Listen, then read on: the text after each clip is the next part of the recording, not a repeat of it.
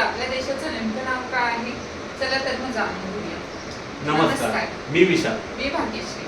स्वागत आहे तुमचं आपल्या या नवीन व्हिडिओमध्ये. प्रथम तुम्हाला स्वातंत्र्य दिवसाच्या खूप खूप शुभेच्छा. आज आपल्या देशाचा 78वा स्वातंत्र्य दिवस आहे.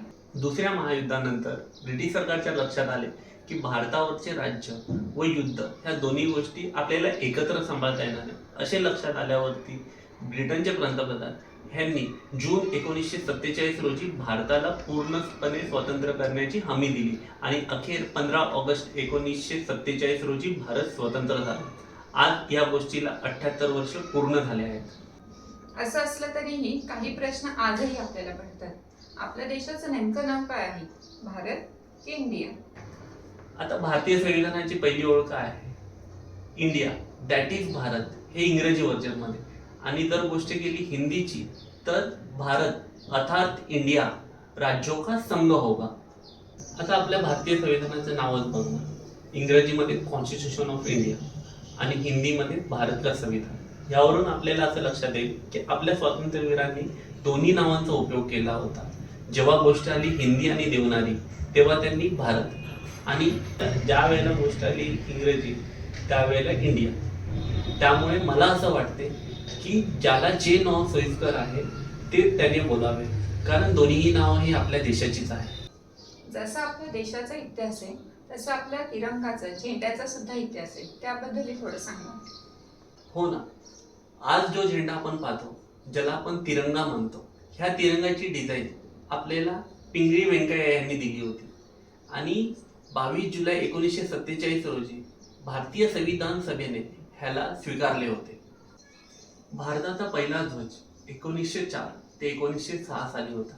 हा ध्वज भगिनी निवेदिता ह्यांनी बनवला होता. ह्या स्वामी विवेकानंद यांच्या शिष्या होत्या, आयरिश शिष्या होत्या.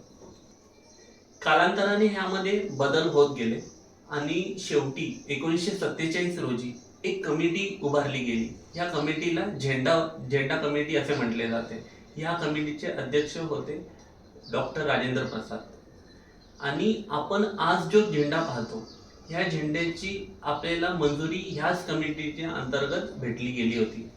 असे असले तरी विविधतेत एकता हीच आपल्या देशाची ताकद आहे.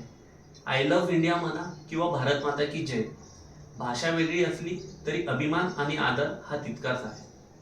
खरंय, आपली भारतभूमी अशा सर्व परिस्थितीवर मात करून प्रगतीच्या दिशेने पुढे चालत राहील आणि जगात एकतेचे प्रतीक बनून ठेवेल.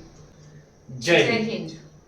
हॅलो, आम्ही निघालो होतो ध्वजारोहण करायला आणि विचार केला तुमच्यासोबत पण शेअर करतो.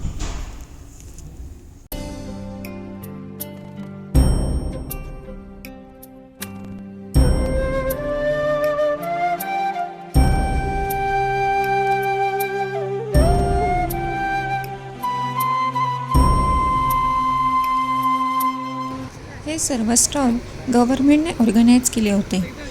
हे ऑल कम्युनिटीमधील लोकांचे वेगवेगळे स्टॉल होते.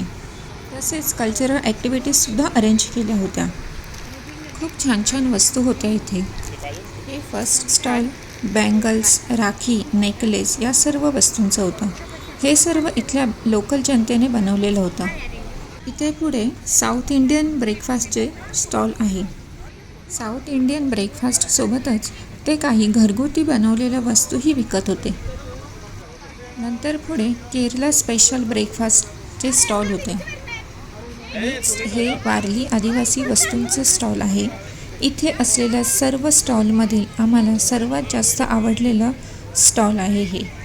इथे खूप सारे होममेड बांबू प्रोडक्ट होते.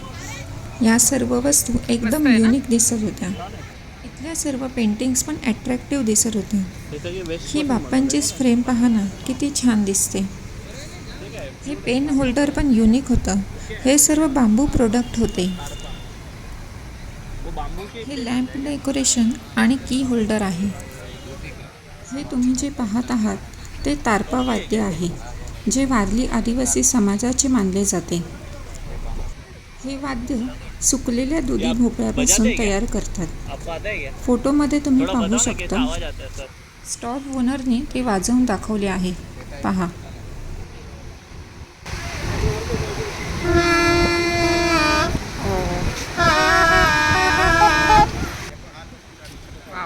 किती युनिक आहे ना हे वाद्य.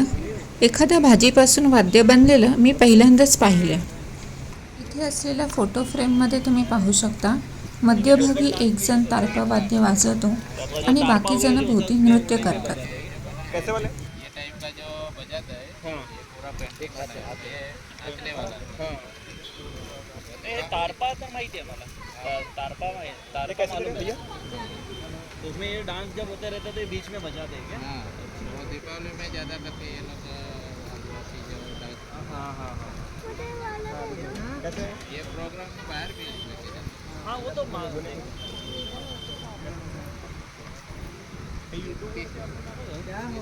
त्यामुळे त्यांनी जे सांगितलं ना हे जो आहेत ना ते जो म्हणजे तारपा जो होतो की ना त्यांचा आणि ते मध्ये की ना हां त्याच्यामध्ये वाजवतात. बजाता है ग्राउंड पूरा. हां टाकू शकतो. मस्त आहे पण.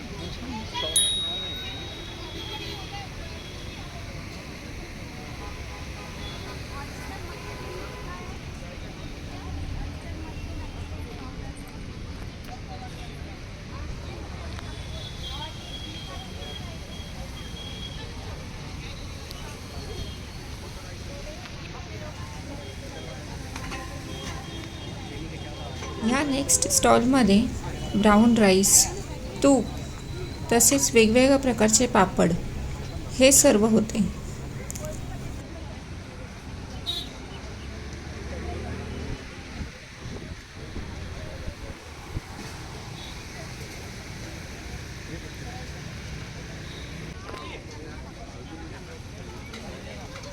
आणि शेवटी काही खाण्याच्या पदार्थांचे स्टॉल होते.